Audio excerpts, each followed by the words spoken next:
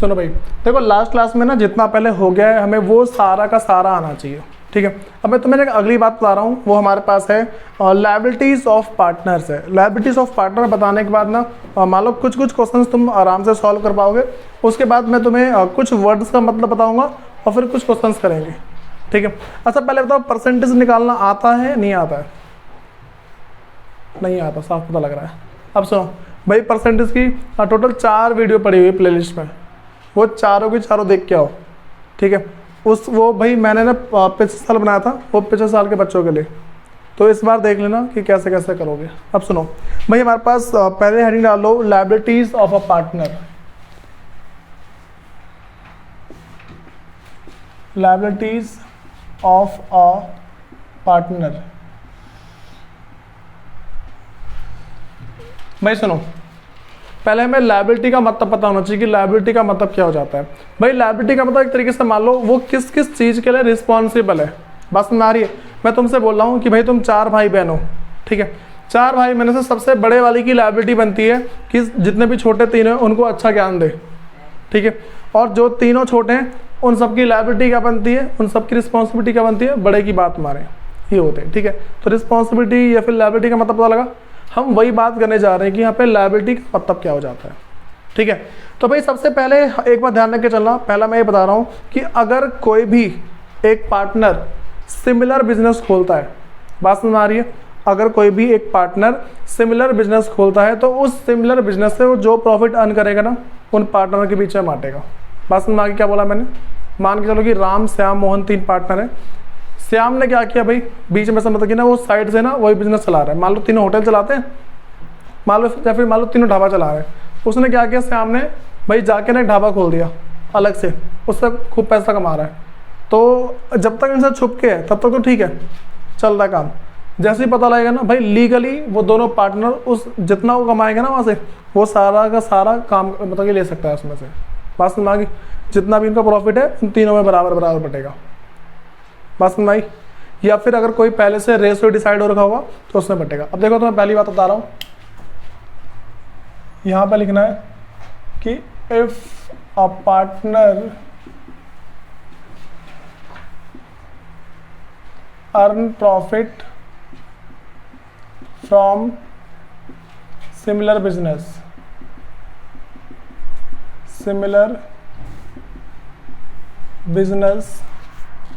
then the profit would be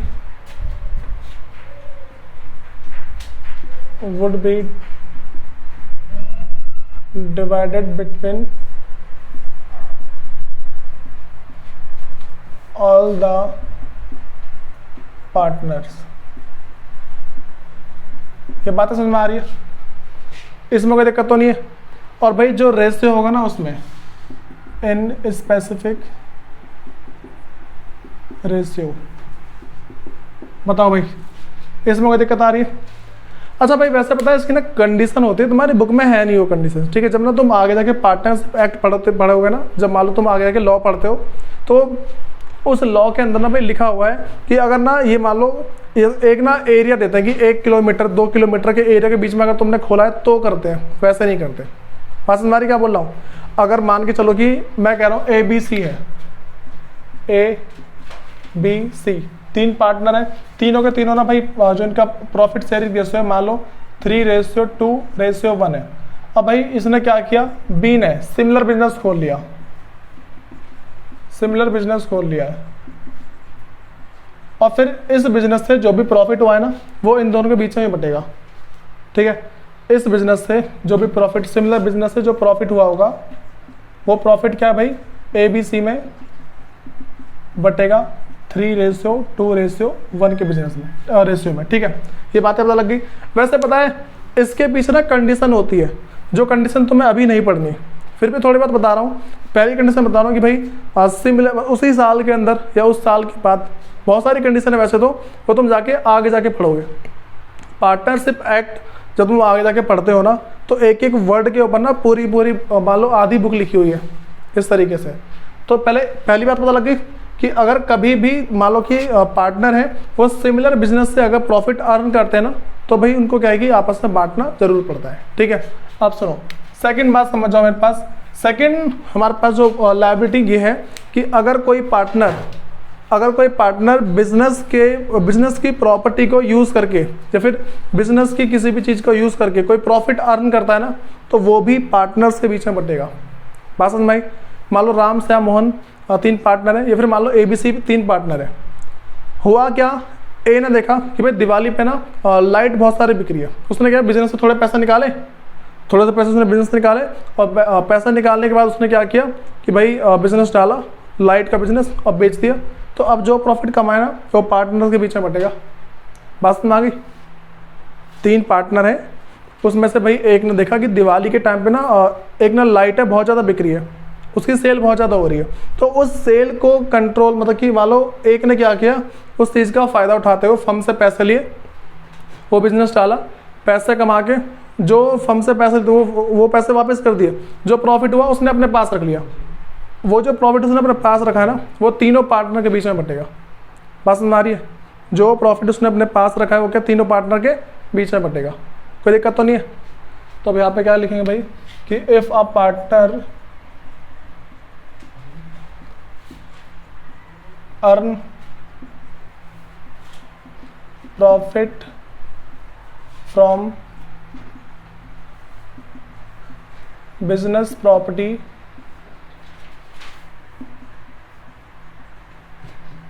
तो it will B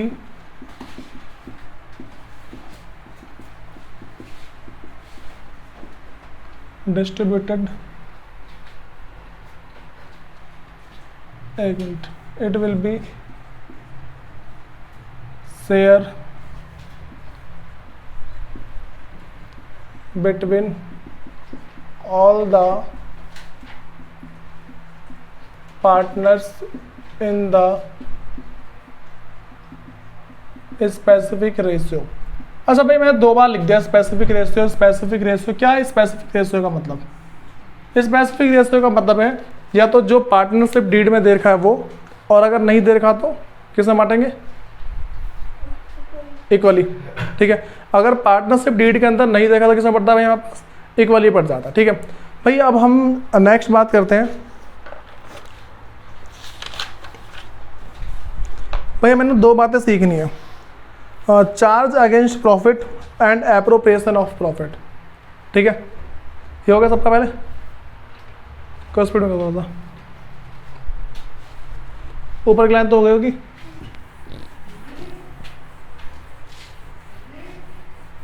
सुनो भाई, देखो हमारे पास अगला टॉपिक क्या है, ये charge against profit and appropriation of profit. Charge against profit end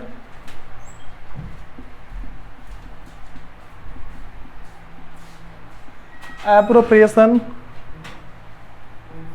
of profit. सुनो भाई, charge against profit and appropriation of profit का मतलब क्या हो जाता है? सबसे पहली बात भाई, तुम सबको अगेंस्ट का मतलब पता होगा मेरे हिसाब से। अगेंस्ट का मतलब पता है? अगेंस्ट का मतलब है किसी के मान लो किसी के एकदम अपोजिट से जाके चले जाना।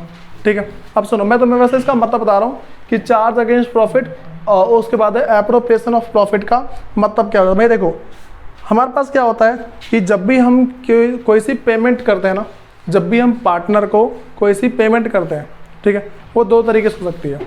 पेमेंट जो ड्यू होती है ना, वो 2 तरीके से हो सकती है। एक होती है हमारे पास अगेंस्ट प्रॉफिट, दूसरा होता है एप्रोप्रिएशन ऑफ प्रॉफिट। समझो इसका मतलब क्या है? एनी पेमेंट ड्यू, भाई कोई सी जो पेमेंट ड्यू होती है ना, 2 तरीके से हो सकती है। पहली मेरे पास है चार्ज अगेंस्ट प्रॉफिट, दूसरा मेरे पास है appropriation of profit.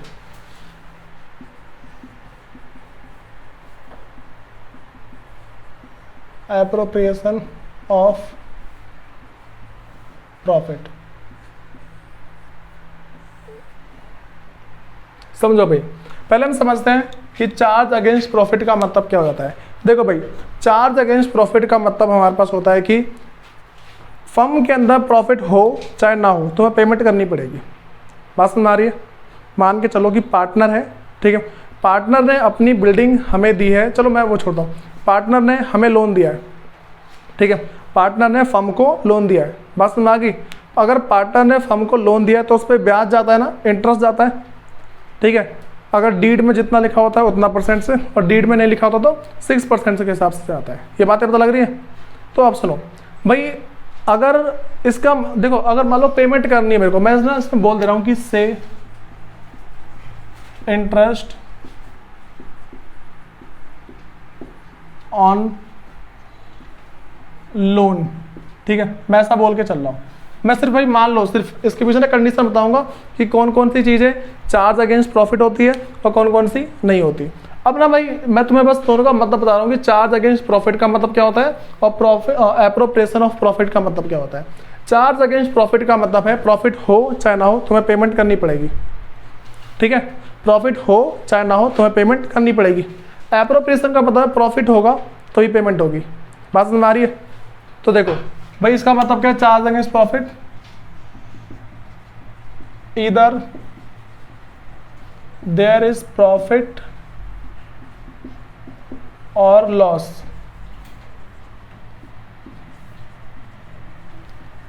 Payment must be paid, ठीक है, प्रॉफिट हो चाहे ना हो, ठीक है, पेमेंट करनी पड़ेगी। मैं एक बार हिंदी में लिख दे रहा हूं मैं, ठीक है, प्रॉफिट हो या ना हो पेमेंट करनी पड़ेगी।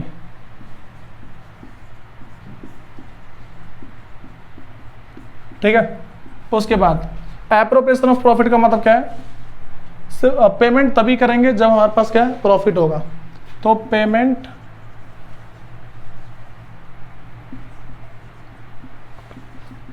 will be paid only when there is profit, there is profit, ठीक है भाई। मतलब यहाँ पे क्या लिख रहा हूँ, प्रॉफिट होगा तभी पेमेंट होगी। हाँ भाई, ये बातें पता लग रही है, कोई दिक्कत तो नहीं इसके अंदर। अब भाई ऐसी कौन कौन सी चीज़ें हैं जो एप्रोप्रिएशन ऑफ प्रॉफिट है और कौन कौन सी चीज़ें हैं जो चार्ज अगेंस्ट प्रॉफिट है, ठीक है, मतलब कि कौन कौन सी ऐसी चीज़ें हैं जो प्रॉफिट हो चाहे ना हो तुम्हें पेमेंट करनी पड़ेगी, और कौन कौन सी चीज़ें ऐसी हैं जो प्रॉफिट होगा तभी पेमेंट होगी।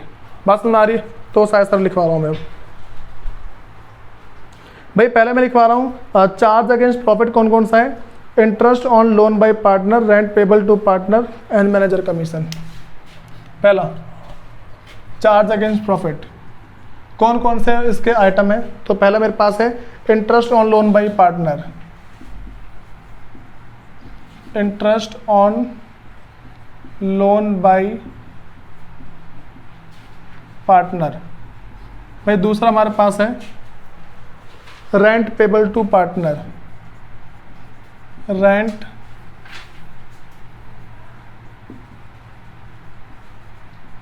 Payable to partner. और भाई जो तीसरा हमारे पास है manager commission.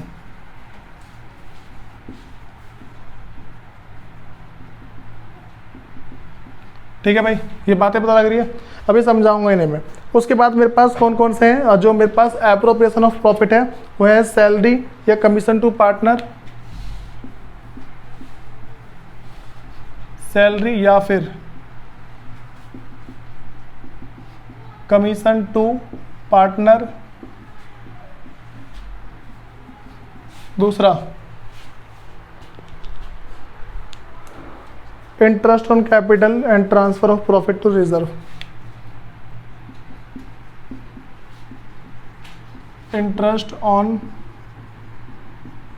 Capital to partner.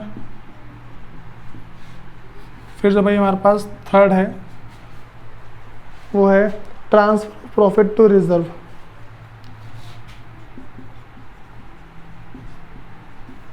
Transfer of profit to reserve. सुनो भाई, देखो अगर हम ना ये वाली बातें समझ गए ना तो हमें आगे तक दिक्कत नहीं आती है। पता है बहुत से बच्चों को यही पता नहीं होता कि इसका मतलब क्या है। क्वेश्चन में लिखा होता है भाई लॉस है पेमेंट करो, तो वो पता नहीं किस किस चीज़ की करते हैं, उन्हें पता ही नहीं होता। सबसे पहले चीज़ सुनो, हम बात करते हैं कि चार्ज अगेंस्ट प्रॉफिट का मतलब क्या होता है। मैंने बताया चार्ज अगेंस्ट प्रॉफिट का मतलब होता है कि प्रॉफिट हो या ना हो हमें पेमेंट करनी पड़ेगी। तो फिर मैंने तुम्हें बता दिया ऐसी कौन कौन सी चीज़ें जो चार्ज अगेंस्ट प्रॉफिट है। ठीक है, पहले मेरे पास है interest on loan by partner. अब सुनो, किसी पार्टनर ने फर्म को लोन दिया, ठीक है, किसी पार्टनर ने फर्म को लोन दिया और भाई फर्म ने बोला भाई देख प्रॉफिट हुआ नहीं है, तेरे को इंटरेस्ट नहीं मिलेगा। पार्टनर बोले बात ऐसे मेरा लोन वापस कर, पागल थोड़ी ना वो, कहीं जाके लगा देगा वो लोन।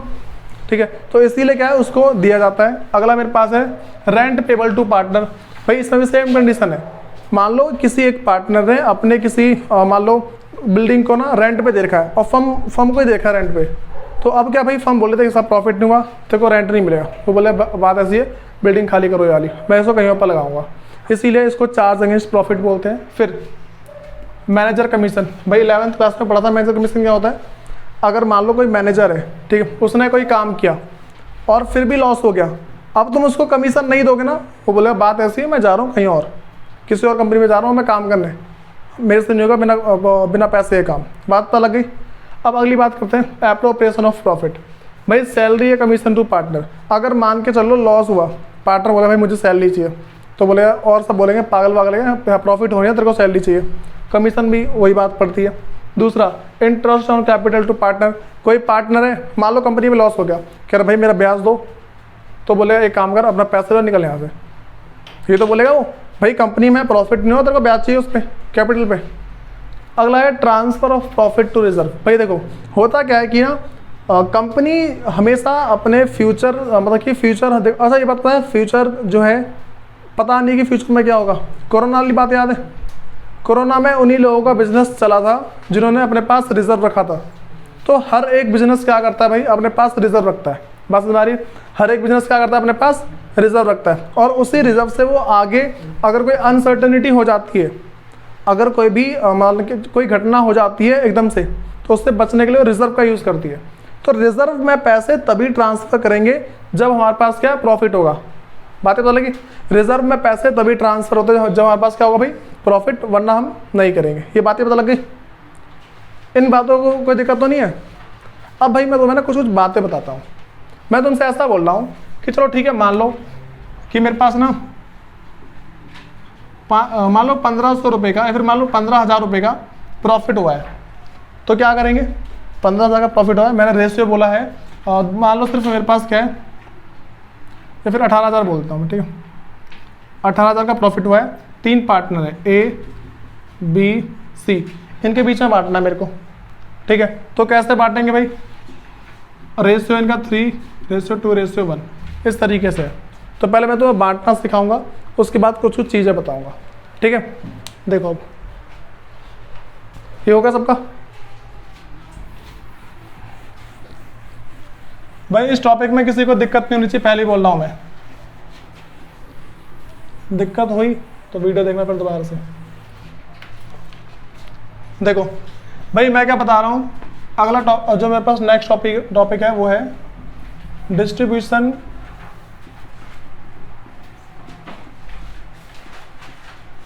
ऑफ प्रॉफिट और loss between partners.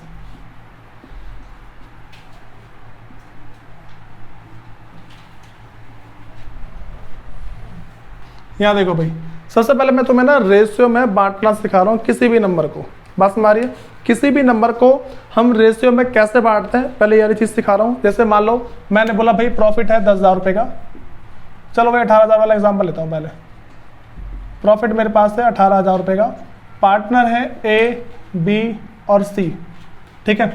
Partner A B C है, तो A B C का रेशियो है 3:2:1। बातें पता लगी। अब बांटने का तरीका क्या होता है, पहले मान लो A share of profit, is share of profit. कैसे बांटेंगे भाई, पहले 18,000, ठीक है, टोटल ऐड कर दो इसको, कितने 6 आ रहे हैं ना, टोटल 6 आ रहा है ना, तो नीचे लिख दो इसको 6, क्या है ए का 3/6। बातें पता लगी, कोई दिक्कत तो नहीं इसमें। टोटल होता है उसको नीचे और जो उसका रेशो है उसके ऊपर। तो देखो एक ही बार में काट देगा, कितना 6 3 18, 3,000 आ रहा ना, तो यहाँ पे क्या बता 3,000 गुने में 3, कितना आ गया भाई 9,000। अगला 20 share of profit, 20 share of profit, तो भाई कितना आ गया देखो 18,000 गुने में 2 है इसका, 2/6 कट गया, कितना आया भाई 3 को कर दो 2 से, 3,000 गुने में 2, कितना आ गया मेरे पास है 6,000। लास्ट का 6 शेयर ऑफ प्रॉफिट, कितना भाई 18,000 गुने में 1/6, कितना सिंपल आ जाएगा इसका 3,000। ये बातें पता लग गई, प्रॉफिट बांट दिया। अगर इसकी जगह लॉस भी होता ना, वो भी ऐसे ही बढ़ता है, ठीक है। अब ना भाई कुछ ना, ये मान लो एक इंपॉर्टेंट सी डिस्कशन बताता हूँ मैं तुम्हें। देखो जो मैंने तुम्हें अभी एप्रोप्रिएशन ऑफ प्रॉफिट या फिर अगेंस्ट, मतलब मैंने बोला कि एप्रोप्रिएशन प्रॉफिट जगह, या फिर देखो मैं टॉपिक क्या था, charge against profit and appropriation of profit, ये करवाया भाई। इसके ना बारे में समझते हैं क्या होता है। सुनो, मान के चल लो कि मैं जो केस ले रहा हूँ ना, वो मेरे पास ऐसा है कि ABC 3 पार्टनर है और उनमें बढ़ता है इक्वली, उनका प्रॉफिट शेयरिंग रेशियो क्या है भाई इक्वली है, 1:1:1 है। अब हुआ ऐसा, इसमें 3 से 4 केस आ सकते हैं। मान के चलो ए ने ना लोन दे रखा है, उसने 60,000 का, ए ने क्या दिया भाई लोन 60,000 का, तो हर महीने इस पर मतलब हर साल, तो 6 36, तो कितना 3600 मान लूँ, या फिर 10% मान लेता हूँ, ठीक है 10% है, एट द रेट ऑफ 10%, तो हर साल उसको 6,000 रुपये इंटरेस्ट मिलेगा, इंटरेस्ट ऑन लोन। भाई कितना मिलेगा उसे हर साल 6,000। ये बातें पता लग रही है, 10% पर एनम है तो 6,000 हो गया। पहले तुम्हें बातें पता लग रही है, मैंने क्या बोला इंटरेस्ट ऑन लोन कितना भाई हमारे पास 6,000 है। अब मुझे एक बात बताओ कि प्रॉफिट होगा तो हम उसको देंगे आराम से, लेकिन लॉस होगा तब क्या करेंगे। देखो 3 केस ले सकता हूँ मैं इसमें, 3 या 4 केस। फर्स्ट प्रॉफिट हुआ है 20,000 रुपये का, कितने का प्रॉफिट है भाई, जो मेरे पास यहाँ पे प्रॉफिट है 20,000 का, ठीक है। तो क्या करेंगे, इस 20,000 रुपये में से जो मेरे पास इंटरेस्ट ऑन लोन है, जो 20,000 है उसमें से इंटरेस्ट ऑन लोन है 6,000, इसे माइनस कर देंगे, कितना बचेगा भाई अब 14,000। तो ये जो 14,000 है तीनों पार्टनर के बीच में, ABC के बीच में इक्वली बढ़ जाएगा। बताओ, ये बातें पता लगी। पहले प्रॉफिट था 20,000, इंटरेस्ट ऑन लोन था 6,000, पेमेंट कर दी 6,000 की, 14,000 बचा, उसको ABC के बीच में बराबर बांट देंगे। अगली बात, केस सेकंड, केस जो मेरे पास सेकंड है उसमें प्रॉफिट 6,000 है, प्रॉफिट कितना भाई इसमें 6,000 है, ठीक है। तो क्या करेंगे यहाँ पे 6,000 में से सारा का सारा पहले माइनस कर दो। बात समझ आ रही है। हमें 2 बात ध्यान रख के चले, मतलब 3 बात जो मैंने बताई है। मैनेजर कमीशन, देखो पहला interest on low partners loan, दूसरा मेरे पास क्या है भाई रेंट है पार्टनर का, और तीसरा मैनेजर कमीशन। ये हमेशा हमारे पास क्या होगा चार्ज अगेंस्ट प्रॉफिट होगा, ठीक है। प्रॉफिट हो चाहे ना हो, देना है हमें, हो तो वो मतलब नहीं है। देखो 6,000 का प्रॉफिट था, पूरा 6,000 का 6,000 बढ़ गया, तो यहाँ पे क्या बचा 0, तो कुछ भी नहीं मिलेगा पार्टनर को, कुछ नहीं मिलेगा इस साल। सिर्फ जिसका मतलब कि जो ए है, सिर्फ ए को 6,000 रुपये दे दी जाएंगे और ख़त्म। बातें पता लगी। तीसरी बात, केस थर्ड है मेरे पास, यहाँ पे हुआ ऐसा है कि भाई मान लो 5,000 रुपये का ना लॉस है, इस बार क्या लॉस है। चलो एक मिनट रुको, यहाँ पे मैं कह रहा हूँ कि इस बार जो प्रॉफिट हुआ है ना, प्रॉफिट हुआ है इस बार सिर्फ 4,000 रुपये का। कितने का प्रॉफिट है भाई? 4,000 का प्रॉफिट है। ठीक, तो क्या करेंगे इसमें से, जो मेरे पास 4,000 रुपये है उसमें से 6,000 माइनस करो। इस बार कितने का लॉस है? 2,000 का लॉस हो गया। प्रॉफिट 4,000 का था, 6,000 रुपये का खर्चा है, लॉस कितने का हुआ इस बार? 2,000। ये बातें पता लग रही है कि 2,000 का लॉस कैसे हो रहा है? प्रॉफिट था 4,000, जो चीज़ चार्ज अगेंस्ट प्रॉफिट है उसको माइनस कर दो, जो चीज़ चार्ज अगेंस्ट प्रॉफिट है उसको कर दो माइनस। जो अब देखो क्या आ गया, 2,000 का लॉस आ गया ना। अब ये लॉस क्या होगा? बढ़ जाएगा किसके बीच में? ए बी सी के बीच में इक्वली, क्योंकि इनका रेशियो इक्वली है ना भाई, इसीलिए इक्वली बढ़ रहा है। क्या तुम बार बार इक्वली बांट दो? ये बातें पता लग रही है। अब अगली बात करते हैं भाई, इस बार क्या हुआ? जो मेरे पास केस 4th है, चौथे केस के अंदर ना भाई इस बार हो गया लॉस। लॉस हो गया मेरे पास मान लो 10,000 रुपये का, या फिर 12,000 रुपये का लॉस मान लो। भाई पहले से लॉस है, नेगेटिव है, पहले से मेरे पास क्या है? नेगेटिव में। अब क्या जाएगा ये 12,000, इसमें और माइनस का प्लस कर दो 6,000। ठीक है, वैसे तो मतलब कि मान लो माइनस ही करेंगे। 12,000 है, 12,000 में से 6,000 और माइनस, मतलब कि और लॉस बढ़ गया। इस बार लॉस कितने का होगा? 18,000 का लॉस हो गया। तो मेरे पास क्या आ गया भाई? यहाँ पे 18,000 का लॉस है। तो ये जो 18,000 का लॉस है ये भी क्या होगा? ए बी और सी के बीच में बढ़ जाएगा इक्वली। तो मैं ये बातें पता लग रही क्या बोल रहा हूँ मैं? इन बातों में दिक्कत है किसी को? हाँ भाई है, ये सारी बात क्लियर? अब देखो भाई, अब ना हम थोड़ा सा जो एक नेक्स्ट टॉपिक है उसकी तरफ बढ़ते हैं। तो पहले समझो कि जो हमारे पास नेक्स्ट, अच्छा सुनो, हमें अब जो सीखना है ना वो सीखना है, पहले सबसे पहले हमें ना परसेंटेज निकालना आना चाहिए। ठीक है, परसेंटेज निकालना एक सिंपल सी चीज़ है। ठीक, वो तो आराम से कर लेते हैं, पहले मैं तुम्हें 2 मिनट के अंदर सिखा दूंगा। ठीक है, लेकिन थोड़ा सा एडवांस लेवल पर सीखना। सुनो, जो परसेंटेज निकालना वो तो आसान सा है, लेकिन ना एक ना अगर थोड़े से एडवांस की बात आएगी ना तुम वहाँ पे अटक जाओगे। इसलिए कहते हैं 3 से 4 साथ वीडियोस को देख लेना, बहुत फ़ायदे में रहोगे। ठीक है, अब भाई हमारे पास ये सब का हो गया है। ये तुम्हें बातें याद रखनी है, मैं तुम्हें लिखवाऊंगा नहीं। सुनो भाई, अब जो नेक्स्ट टॉपिक है वो डाल लो।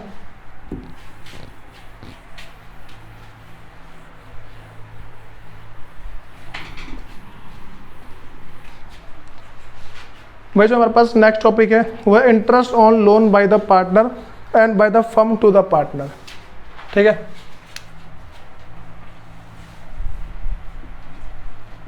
Interest on loan by the partners और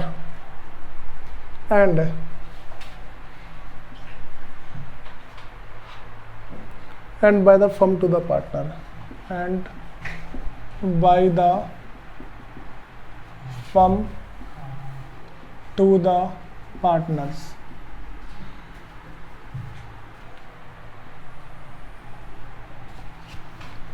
सुनो भाई, हो गया तुम्हारा पूरा?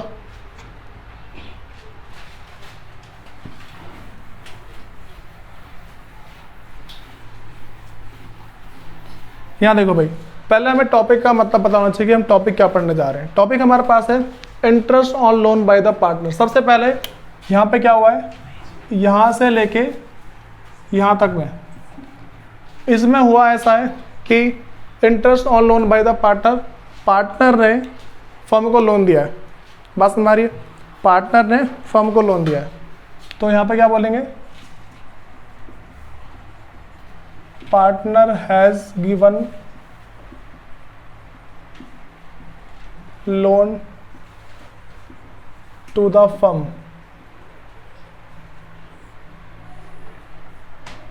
बताओ भाई, पहले वाली बात समझ में आ गई? उसके बाद अगला है by the firm to the partner. अगला क्या है भाई? By the firm to the partner. इसका मतलब क्या है, फर्म ने पार्टनर को लोन दिया, ठीक है, फर्म ने पार्टनर को लोन दिया है। तो यहां समझो, फर्म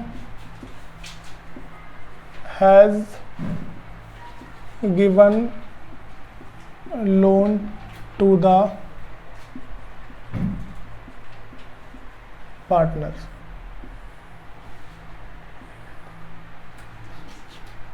भाई तुम्हें इसमें 2 से 3 चीज बतानी है। सबसे पहली बात ये, अगर पार्टनरशिप डीड नहीं है, बात समझ आ रही है, अगर पार्टनरशिप डीड नहीं है तो इंटरेस्ट का लोन कितना होगा, 6% पर एनम, ठीक है। तो मैं लिख दे रहा हूं फिर भी, if there is no partnership deed, if there is no partnership deed, तो क्या होगा भाई, interest on loan by the firm by the partner to firm is 6% पर एनम। भाई पर एनम का मतलब था ना हर साल। अब सुनो अगली चीज, भाई दूसरा हमें समझना। अच्छा देखो, ये तो मैंने बुक पे लिखा नहीं, ये बात तो तुम्हारी बुक में लिखी हुई है, लेकिन ये वाली बात ना लिखी नहीं है। इसको बोलते हैं एजम्पशन, ठीक है।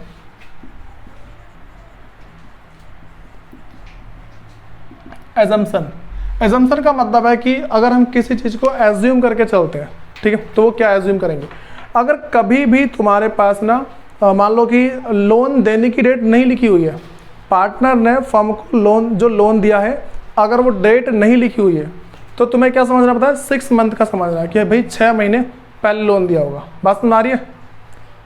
या फिर ड्राइंग की बात चलेगी ना कि भाई पार्टनर ने ड्राइंग कब किया है, तुम्हारे क्वेश्चन में नहीं लिखा हुआ है, तो क्या होगा मेरे पास हो 6 कि 6 मंथ का होगा। ये चीज ध्यान रख के चलना। तो भाई यहाँ पे क्या है, एजम्पशन हमारे पास क्या है, if date of loan is not given then